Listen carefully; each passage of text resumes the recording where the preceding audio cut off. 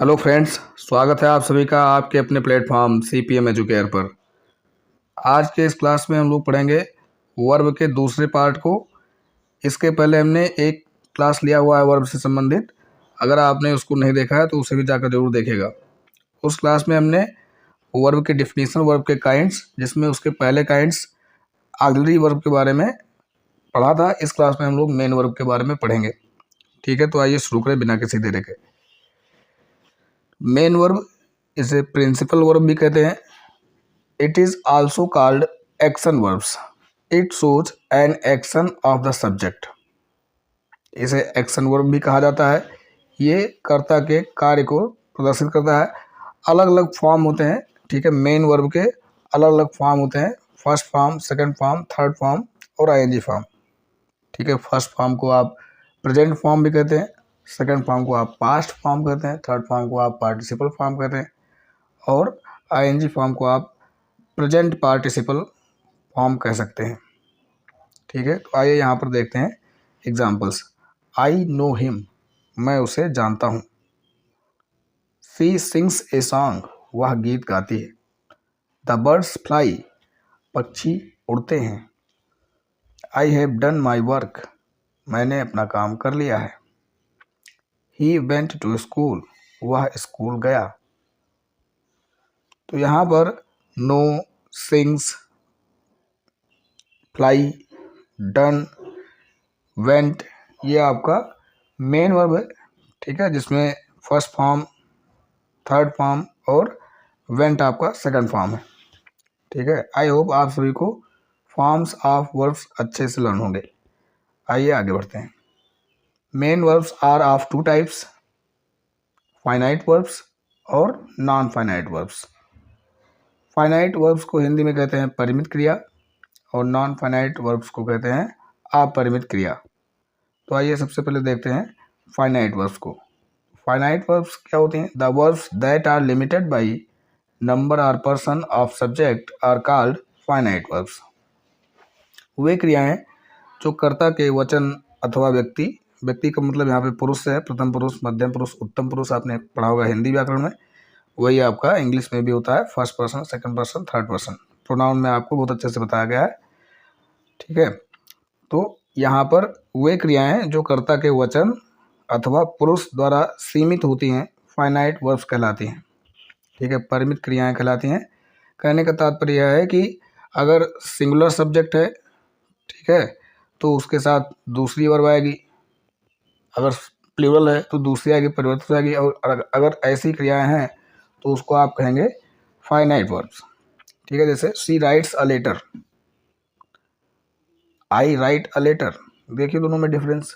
सी आपका क्या है? सिंगुलर, सिंगुलर नंबर प्रोनाउन है आपका, थर्ड पर्सन का, है ना।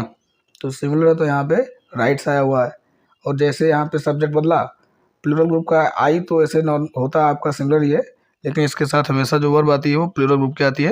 या अलग अलग टेंस में अलग अलग प्रकार के, जब हम लोग टेंस पढ़ेंगे तो वहाँ पर और अच्छे से आपको समझाएंगे।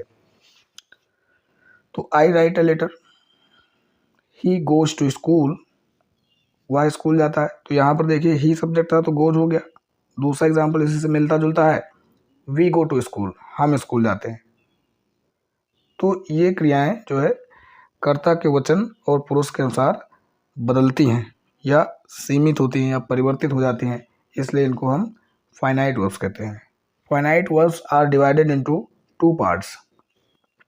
परिमित क्रियाओं को दो भागों में बांटा जाता है, ट्रांजिटिव वर्ब्स और इंट्रांजिटिव वर्ब्स। तो यहाँ पर देखिएगा क्या होती है transitive verbs. The verbs that need an object after it are called transitive verbs. ऐसी क्रियाएं जिसका मतलब अर्थ पूरा करने के लिए एक तरह से हम कहें किसी ऑब्जेक्ट की आवश्यकता पड़ती है, यानी कि जिसका फल या जिसका प्रभाव सब्जेक्ट पर न पड़ के किसी ऑब्जेक्ट पर पड़ता है। ठीक है, तो उसे आप ट्रांजिटिव वर्ब कहते हैं। जैसे ही रोट अ लेटर, वह पत्र लिखता था या उसने एक पत्र लिखा।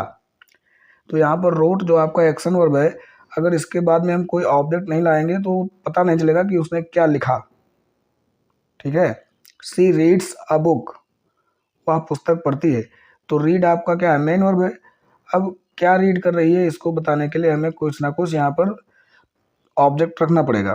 बुक रीड कर रही है, न्यूज़पेपर रीड कर रही है, स्टोरी रीड कर रही है या पोएम रीड कर रही है, ठीक है। तो उसके लिए आपको बताना पड़ेगा, इसलिए ये सब क्रियाएं आपकी सकर्मक क्रियाएं होती हैं। ट्रांजिटिव वर्ब्स को हिंदी में कहते हैं सकर्मक क्रियाएं।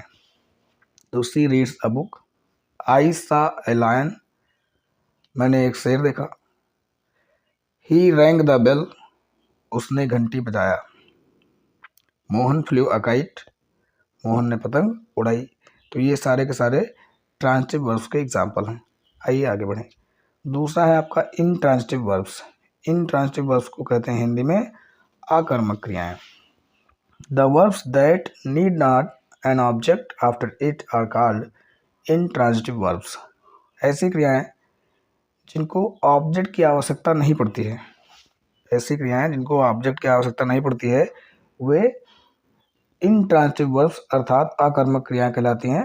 दे directly impact the subject of the sentence, ठीक है। वह सीधे सेंटेंस के, किसी भी पार्टिकुलर सेंटेंस के सब्जेक्ट पर प्रभाव डालती हैं, यानी कि उनका प्रभाव सीधे सीधे सब्जेक्ट पर होता है। एग्जाम्पल, ही लाफ्स, वह हंसता है। द बर्ड्स फ्लाई, पक्षी उड़ते हैं। द डॉग्स बार्क, कुत्ते भौंकते हैं। The sun sets in the west, सूर्य पश्चिम में छिपता है, ठीक है। तो आप इसे ऐसे भी याद रख सकते हैं कि जैसे जो ऐसा एक्शन जो सब्जेक्ट के द्वारा उसके शरीर के अंगों के द्वारा हो रहा होगा, ऐसा भी आप समझ सकते हैं काफ़ी हद तक। तो वो आपका इनट्रांजिटिव वर्ब होगा, जहाँ पे डायरेक्ट उसके उस कर्ता पर ही प्रभाव पड़ रहा है, ठीक है। और जब वो कोई काम ऐसा कर रहा होगा जिसको प्रकट करने के लिए कर्म की आवश्यकता पड़ेगी, मतलब डायरेक्टली समझ में नहीं। जैसे हमने यहाँ पे आपको समझाया कि ही रोट अ लेटर, उसने पत्र लिखा। तो यहाँ पर अगर रोट के बाद में इसको स्किप कर देंगे, यहीं पर छोड़ देंगे सेंटेंस को, तो फिर स्पष्ट नहीं हो पाएगा कि उसने लिखा क्या, ठीक है। तो ऐसी क्रियाएं जिनको ऑब्जेक्ट की आवश्यकता पड़ती है अपने अर्थ को स्पष्ट करने के लिए, वह आपकी सकर्मक क्रियाएं यानी कि ट्रांजिटिव वर्ब कहलाती हैं। और ऐसी क्रियाएं जिनको ऑब्जेक्ट की आवश्यकता नहीं पड़ती है, केवल उनका डायरेक्ट प्रभाव होता है, डायरेक्ट उनका फल सब्जेक्ट पर ही होता है, ठीक है। सब्जेक्ट के बारे में या सब्जेक्ट का कोई एक्शन ही शो कर रही होती हैं, रिप्रेजेंट कर रही होती हैं, तो वो आपकी इनट्रांजिटिव वर्ब कहलाएंगी, ठीक है। आई होप आप सभी को अच्छे से समझ में आया होगा ट्रांजिटिव और इनट्रांजिटिव वर्ब्स। अब आइए आगे बढ़ें। इसके बाद में जो दूसरा टाइप है आपका मेन वर्ब का या प्रिंसिपल वर्ब का, वो है non finite verbs. Non finite verbs क्या होती हैं? The verbs that are not limited by number और person of the subject are called non finite verbs.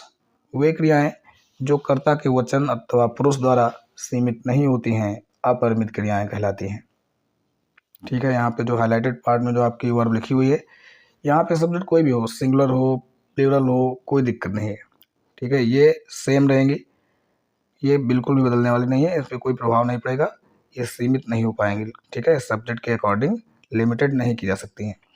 He likes swimming, they like swimming, you like swimming, etcetera. अगला है आपका Raju wants to play cricket, we want to play cricket, ठीक है। तो ये सारे के सारे नॉन फाइनाइट वर्ब्स के एग्जाम्पल हैं। दोस्तों आज की वीडियो में बस इतना ही। आई होप आप सभी को बहुत ही अच्छे से समझ में आया होगा। अगर आपको क्लास पसंद आई है तो लाइक करिएगा, शेयर करिएगा और चैनल को सब्सक्राइब करना मत भूलिएगा। Thanks for watching. जल्द ही मिलते हैं नेक्स्ट वीडियो में।